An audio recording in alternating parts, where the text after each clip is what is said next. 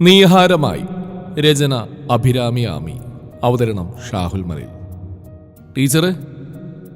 മാളിലെ തിരക്കുകൾക്കിടയിലായിരുന്നിട്ട് കൂടി ആ വിളി തന്നെയാണെന്ന് ഉറപ്പിക്കാൻ ആ സ്വരം തന്നെ ധാരാളമായിരുന്നു അവൾക്ക്. കയ്യിലിരുന്ന കവറുകളുമായി തിരിയുമ്പോൾ പ്രതീക്ഷിച്ച പോലെ തന്നെ ആൾ അവിടെ തന്നെ നിൽക്കുന്നുണ്ടായിരുന്നു.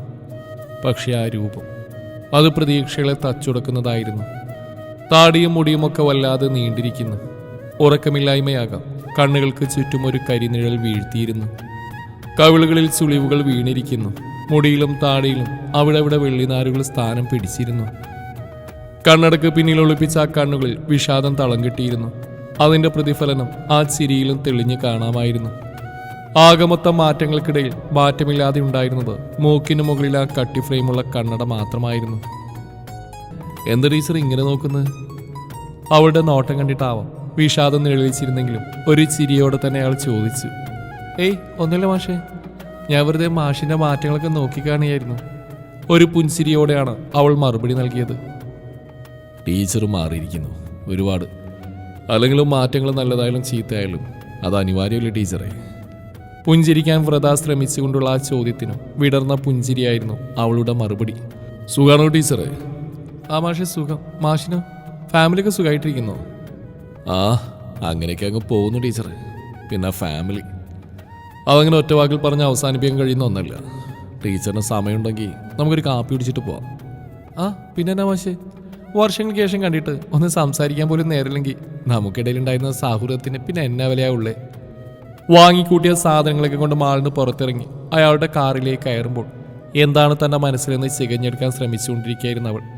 കാറ് മുന്നോട്ട് നീങ്ങുമ്പോഴും എങ്ങോട്ടാണോ യാത്ര എന്നതിനെ പറ്റിയൊരു ചോദ്യം അവളിൽ ഉണ്ടായിരുന്നില്ല.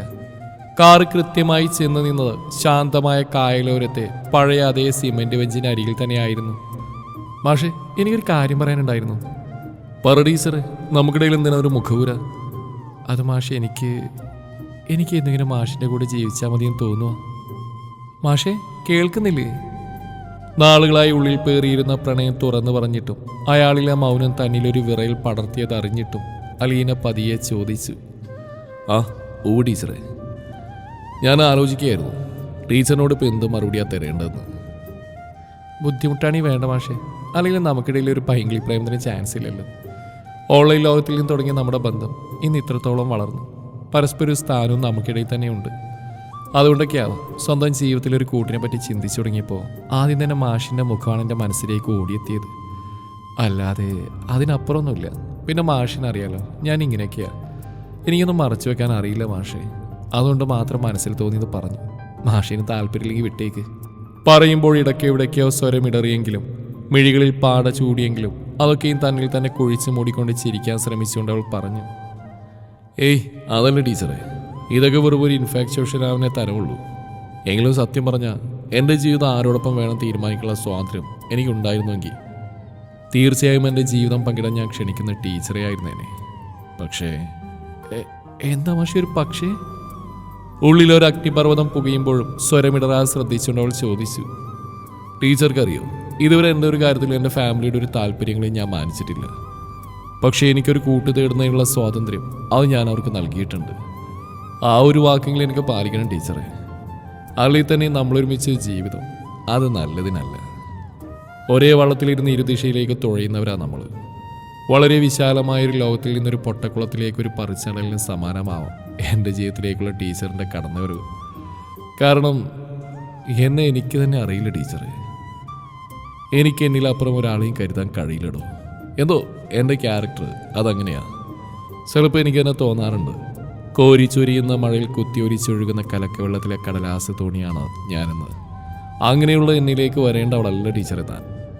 എന്നോട് ഒരിക്കൽ പോലും ഒരല്പം പോലും സ്നേഹം തോന്നിയിട്ടില്ല മാഷേ. ഇല്ലെന്ന് പറഞ്ഞാൽ അത് കളവാവും. കാരണം ഞാൻ നിന്നെ പ്രണയിക്കുന്നു അലീന. ഒരുപക്ഷെ പ്രണയമെന്ന വികാരം എന്നിൽ ഉടലെടുത്ത് നിന്നോട് മാത്രമാണ്. പക്ഷെ അതൊക്കെ ഞാൻ മനഃപൂർവ്വം മറക്കുക, എന്നിൽ തന്നെ കുഴികുത്തി മൂടുക. കാരണം ഞാൻ നിന്നെ സ്നേഹിക്കുന്നു അലീന, നിന്നെ പ്രണയിക്കുന്നു. നിന്റെ കണ്ണുകൾ ഞാൻ മൂലം നിറയരുത്. എനിക്കായി നിന്നിൽ നിന്നും ഒഴുകുന്ന ഓരോ തുള്ളി കണ്ണുനീരും എൻ്റെ ആത്മാവിനെ തന്നെ പൊള്ളിക്കും. അതുകൊണ്ട് തരാൻ വാക്കുകളൊന്നും എനിക്കില്ല.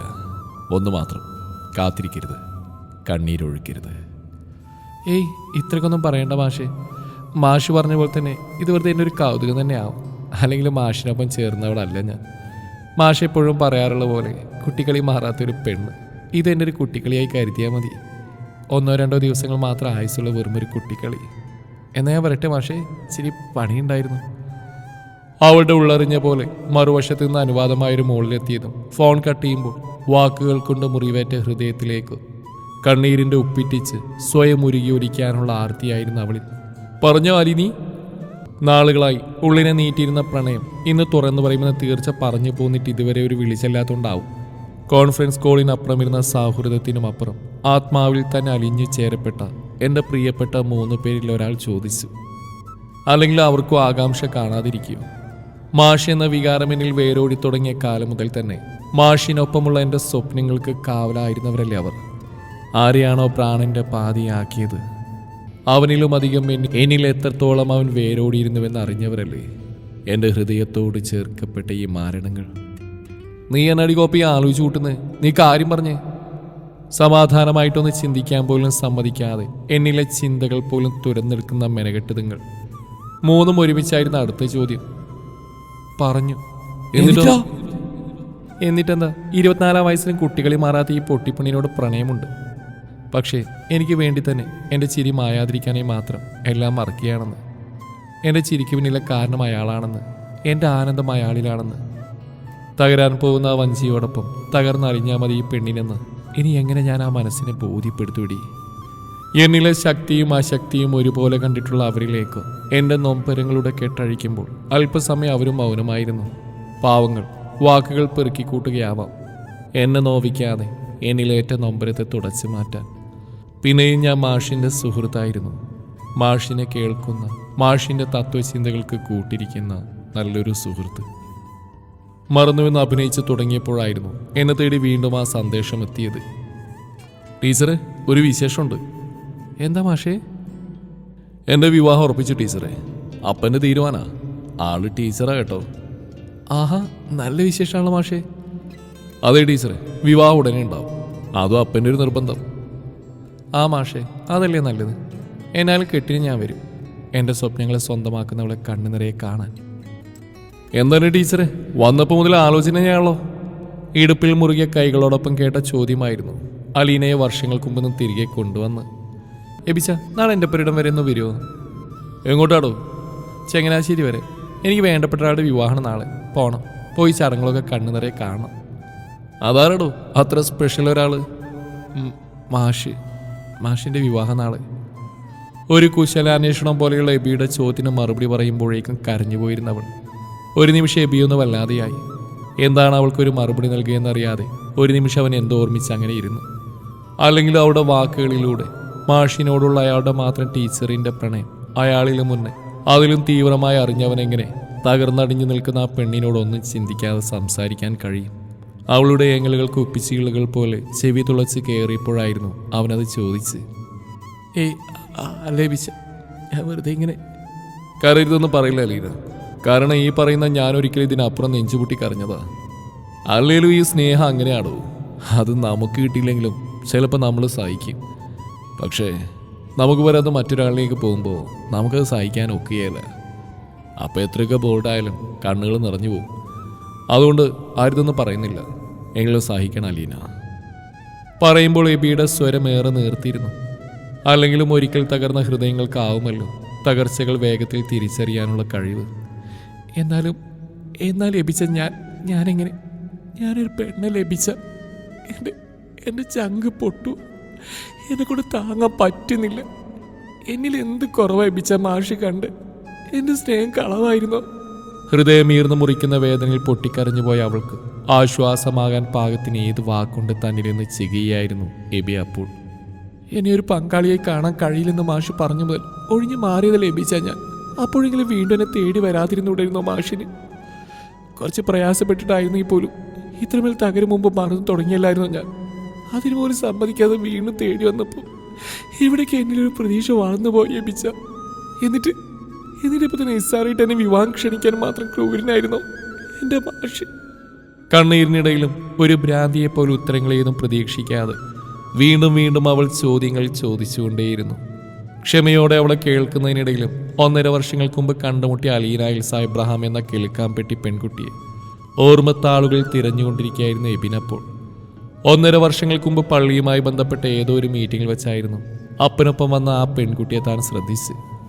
അവിടെ കൂടിയിരുന്ന ഓരോരുത്തരുടെയും പക്വതയോടെ സംസാരവും ആളുകളെ സൽക്കരിക്കുകയും ഇടക്കൊന്ന് സ്വസ്ഥമായപ്പോൾ പള്ളിമുറ്റത്ത് ഓടിക്കളിച്ചിരുന്ന കുഞ്ഞുമക്കൾക്കൊപ്പം ഓടുന്നവളെയും പിന്നീട് അവരിൽ ഒരാളായി മാറുന്നവളെയും ഒക്കെ വല്ലാത്തൊരു കൗതുകത്തോടെയായിരുന്നു നോക്കിക്കണ്ടത്. ഓരോ ആളുകളോട് അവരർഹിക്കുന്ന രീതിയിൽ പെരുമാറുന്ന അവൾ പക്ഷേ സ്വന്തം അപ്പൻ്റെ അരികിലെത്തുമ്പോൾ വെറുമൊരു കുഞ്ഞിക്കുറുമ്പിയായി മാറുന്നതും ഒരു ഇളം ചിരിയോടെയായിരുന്നു അന്ന് നോക്കിക്കണ്ടത്. ഇടയ്ക്ക് എപ്പോഴോ 1-2 വാക്കുകളിൽ സംസാരം ഒതുങ്ങിയെങ്കിലും ഒരു ഫേസ്ബുക്ക് റിക്വസ്റ്റിലൂടെ ആ സൗഹൃദം വീണ്ടും കരുത്താർജിച്ചു. അപരിചിതരിൽ നിന്നും എന്നും തുറന്നു പറയാൻ സ്വാതന്ത്ര്യമുള്ള സുഹൃത്തുക്കളിലേക്കുള്ള ദൂരം ഏറെയുണ്ടായിരുന്നില്ല. അങ്ങനെ ഏതോ ഒരു സംസാരത്തിനിടയിലായിരുന്നു മാഷ് എന്ന അവളിലെ തീവ്ര അനുരാഗത്തെക്കുറിച്ച് അറിഞ്ഞത്. അയാളുടെ ഒപ്പമുള്ള ജീവിതം സ്വപ്നം കാണുന്ന, അയാളെപ്പറ്റി പറയുമ്പോൾ ഒരു പുൻസിരിയാൽ തലകുനിക്കുന്ന, ഒന്ന് കാണാതായാൽ ഫോണിലേക്ക് ഉറ്റുനോക്കിയിരിക്കുന്ന, പ്രണയത്തിൻ്റെ വിചിത്രമായ പല ഭാവങ്ങളും അവളിലൂടെ കണ്ടിരുന്ന ചില നിമിഷങ്ങളിലെങ്കിലും കൊതിച്ചു പോയിട്ടുണ്ട്. തൻ്റെ ജീവിതം കൊണ്ട് പന്താടിയവൾക്ക് പകരം ഇവളായിരുന്നുവെങ്കിലെന്ന്. ഞാൻ വെക്കുകയെ വിശ കെട്ട് 10 നമുക്ക് ഇച്ചിരി നേരത്തെ തന്നെ പോവാം. അവളുടെ അവസാന വാക്കുകൾ കേട്ടുകൊണ്ടാണ് എബിൻ ചിന്തകൾക്ക് കൂച്ചുവലം കിട്ടത്. ആ ശരി അലീന, ഡോ ഞാൻ ചോദിച്ചോട്ടെ, എന്നെ എബിച്ച ഓടോടോ? എന്നെ എബിച്ചതിന് ബുദ്ധിമുട്ടുണ്ടോ? എന്നാ ഞാൻ ബസ്സിൽ പൊക്കോളാം.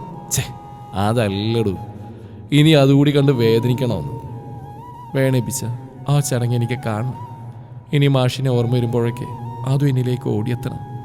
ഇനിയുള്ള എൻ്റെ ജീവിതത്തെ ഒട്ടിച്ചേർക്കാൻ എനിക്ക് ആ കാഴ്ച കൂടി കാണണം. ദൃഢസ്വരത്തിൽ അവൾ പറഞ്ഞതൊരു മൂളലോടെ കേട്ട് ഇനി അവളോടൊന്നും പറഞ്ഞിട്ട് കാര്യമില്ലെന്ന് മനസ്സിലായതും എബി ഫോൺ കട്ട് ചെയ്തു. പള്ളിയിലെത്തുമ്പോഴേക്കും ചടങ്ങുകൾ തുടങ്ങിയിരുന്നു. എല്ലാം വ്യക്തമായി കാണാവുന്ന വിധം ഒരിടം തന്നെ കണ്ടെത്തി എബിയോടൊപ്പം അവിടെ നിൽക്കുമ്പോൾ ആരെയോ എന്തോ ബോധിപ്പിക്കാനെന്ന പോലെ അവൾ നിറഞ്ഞു പുഞ്ചിരിച്ചുകൊണ്ടേയിരുന്നു. എബിയാണെങ്കിൽ ഇടയ്ക്കിടെ അവളിലേക്ക് എത്തി നോക്കിക്കൊണ്ടുമിരുന്നു. കാരണം അധിക നേരം ആ മുഖം മൂടി അണിഞ്ഞു നിൽക്കാൻ അവൾക്കാവില്ലെന്ന് അവളിലും ഉറപ്പായിരുന്നു അവന്. എന്തിനായിരുന്നു പിതാവേ ഇങ്ങനെ ഒരാൾ നീ എന്നിലേക്ക് എത്തിച്ചത്?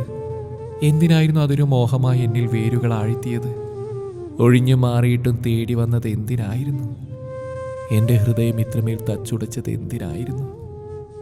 വേണ്ട വേണ്ടാന്ന് ബുദ്ധി വിലക്കുമ്പോഴും ഹൃദയത്തിൽ പ്രതീക്ഷയുടെ നാളം തെളിച്ചത് എന്തിനായിരുന്നു? എൻ്റെ ഈ ചങ്ക് പൊടിയെന്ന് നീ അറിയുന്നില്ലേ പിതാവേ?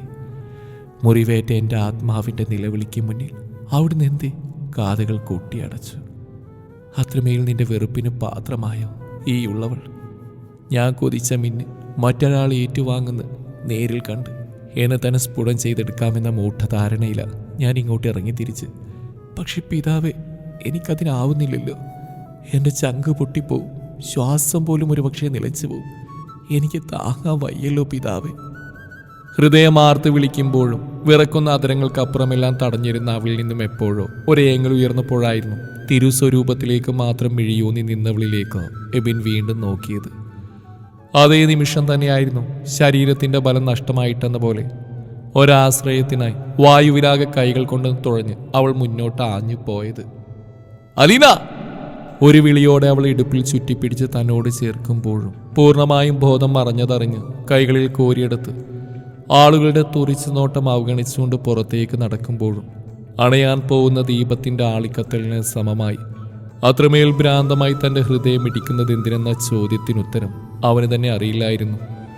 ആ ചോദ്യത്തിന് ഉത്തരം കിട്ടാൻ പിന്നെയും 1.5 വർഷങ്ങൾക്ക് ശേഷം എബിൻ ജോൺ കുരിശിങ്കൽ എന്ന അവൻ്റെ വധുവായി അവൾ അവൻ്റെ വാമഭാഗം ചേരുന്നവരെ കാത്തിരിക്കേണ്ടി വന്ന എബിന് ആൾത്താരയ്ക്ക് മുന്നിൽ നിന്ന് വിറയാർന്ന കൈകളോടെ അവളുടെ കഴുത്തിൽ ആ മിന്നു ചാർത്തുമ്പോൾ ആ ചോദ്യത്തിനുള്ള ഉത്തരവും അവൻ അറിഞ്ഞിരുന്നു. അതെ അലീന, നിന്നെ എപ്പോഴൊക്കെയോ എബി പ്രണയിച്ചിരുന്നു, സ്വന്തമാക്കാൻ കൊതിച്ചിരുന്നു. നിന്നിലൊരു കുറവായി നിന്റെ പ്രണയമായിരുന്നവൻ ചൂണ്ടിക്കാണിച്ച നിന്റെ കുട്ടിത്തത്തെ ഒരു ജന്മം മുഴുവൻ നെഞ്ചോട് ചേർത്ത് കൊഞ്ചിക്കാൻ ഞാനും മോഹിച്ചിരുന്നു. പിന്നെയും പോയ ടീച്ചർ മാഷിനടുത്തേക്ക്. ഒരു കുസൃതി ചിരിയോടെയുള്ള എബിയുടെ ചോദ്യം കേട്ടതും അലീന തിരിഞ്ഞ് അവനിലേക്ക് ചാഞ്ഞു. ഇപ്പൊ പോയത് മാഷിലേക്കല്ല, പ്രണയനഷ്ടമായ ഹാങ് ഓവറിൽ ബോധം കെട്ടി വീണൊരു പൊട്ടിപ്പെണ്ണിനെ ആ നിമിഷം മുതൽ നെഞ്ചോട് ചേർത്ത് വെച്ച എൻ്റെ പ്രാണനിലേക്കൊരു തിരിഞ്ഞു നോട്ടം. ശാന്തമായി പറഞ്ഞവളെ ഒരിക്കൽ കൂടി ചേർത്ത് നിർത്തി ആ നെറുകയിൽ മുത്തുമ്പോൾ അവനിലും എന്തിനെന്നറിയാത്തൊരു പുഞ്ചിരി ഒളിവീശിയിരുന്നു. എന്നിട്ട് ടീച്ചറിന്റെ മാഷ് എന്ത് പറഞ്ഞു? അതിതുവരെ പറഞ്ഞില്ലല്ലോ. എബിയുടെ ചോദ്യം കേട്ട ഒരു ഇളം ചിരിയോട് വീണ്ടും ആ മൂടിക്കെട്ടിയ മാനത്തേക്ക് തന്നെ അവൾ അല്പനേരം നോക്കി നിന്നു. മാഷിനിപ്പോഴും സ്വഭാവം കൊണ്ടൊരു മാറ്റമില്ല. ഇന്നും മൗനത്തിന്റെ മൂട പൊട്ടിച്ച് പുറത്തിറങ്ങാൻ പറ്റാത്ത പോലെ കായലോളങ്ങളിൽ എന്തോ തിരഞ്ഞുകൊണ്ടിരുന്ന രൂപത്തിലേക്ക് നോക്കിയൊരു മന്ദഹാസത്തോടെ അവൾ പറഞ്ഞു. ആദ്യമൊക്കെ മൗനം ഒരു അലങ്കാരമായിരുന്നു ടീച്ചറെ. എന്നാൽ ഇന്നതൊരു മുഖംമൂടിയാ. എന്തിൽ നിന്നൊക്കെയോ ഉള്ളൊരു ഒളിച്ചോട്ടം. ഇതുവരെ ഫാമിലിയെ പറ്റിയൊന്നും പറഞ്ഞില്ല. അയാൾ പറഞ്ഞതിൻ്റെ അർത്ഥതലങ്ങളെ തൊട്ടറിഞ്ഞെങ്കിലും അതിനെ പാടെ അവഗണിച്ചുകൊണ്ട് അവൾ ചോദിച്ചു. അതിനും ആത്മനിന്ദയോടെ ഒരു ചിരി ആ മുഖത്ത് വിരിഞ്ഞിരുന്നു. ഫാമിലി അങ്ങനെ പറയാൻ മാത്രമൊന്നും ഇപ്പോഴില്ല ടീച്ചറെ. അനാഥപ്രേതം പോലെ ഇങ്ങനെ അലയുന്ന മകനെ ഓർത്ത് പരസ്പരം വിലപിക്കുന്ന അപ്പനും അമ്മയും മാത്രമായി വീട്ടിൽ. കൂടെ പിറപ്പുള്ളൊക്കെ അവരവരുടെ ജീവിതത്തിൻ്റെ തിരക്കുകളായിട്ടൊന്ന് ശ്വസിക്കാൻ പോലും നേരല്ലാതെ ജീവിതം ഓടി തീർക്കുന്നു. ഭാര്യ ഒന്നറച്ചെങ്കിലും അലീന ചോദിച്ചു. ടീച്ചർക്കറിയോ, നമ്മൾ ഓരോരുത്തരുടെ ജീവിതത്തിലും ഒരുപാട് പേര് കടന്നു വരും. അതിൽ തന്നെ ചിലർ നമ്മളിലേക്ക് അലിഞ്ഞു ചേരും. മറ്റു ചിലർ വെറും വഴിപോക്കരാവും. അവർ ഇന്നല്ലെങ്കിൽ നാളെ അവരുടെ യാത്ര തുടരും. അങ്ങനെ ഒരാളായിരുന്നു എൻ്റെ ജീവിതത്തിൽ അന്നയും. കൗതുകം അവസാനിച്ചപ്പോൾ അവളുടെ വഴി അതെല്ലാം തിരിച്ചറിഞ്ഞ് അവൾ പടിയിറങ്ങി. ടീച്ചർ ഓർക്കുന്നുണ്ടാവും പണ്ട് ഞാൻ പറഞ്ഞ എനിക്ക് തന്നെ അറിയാത്തവരെന്നെ പറ്റി. അങ്ങനെ ഒരാളെ താൻ എങ്ങനെ മനസ്സിലാക്കുമെന്നതായിരുന്നു അവളുടെ ചോദ്യം. ഞാനും ആലോചിച്ചപ്പോൾ ശരിയാ, എനിക്കറിയാത്ത എന്നെ മറ്റൊരാൾക്ക് എങ്ങനെ മനസ്സിലാവാൻ. പറഞ്ഞ് അവസാനിക്കുമ്പോഴെവിടേക്കോ തന്നിൽ പ്രകടമായിരുന്ന നഷ്ടബോധം മറക്കാനെന്നപോൽ ഇടയ്ക്കിടെ വെറുതെയെങ്കിലും ഒരു ചിരി കൂട്ടിച്ചേർക്കാൻ ശ്രമിച്ച് പരാജയപ്പെട്ടുകൊണ്ടിരിക്കുന്ന അയാളെ നോക്കിയിരിക്കുമ്പോൾ ശാന്തമായ പുഞ്ചിരി തന്നെയായിരുന്നു അവളിൽ. അതൊക്കെ പോട്ടെ, ടീച്ചറിൻ്റെ വിശേഷങ്ങൾ പറഞ്ഞില്ലല്ലോ. നല്ല വിശേഷം മാഷേ. വലിയതൊന്നുമില്ലെങ്കിലും ചെറിയ ജോലിയുണ്ട്.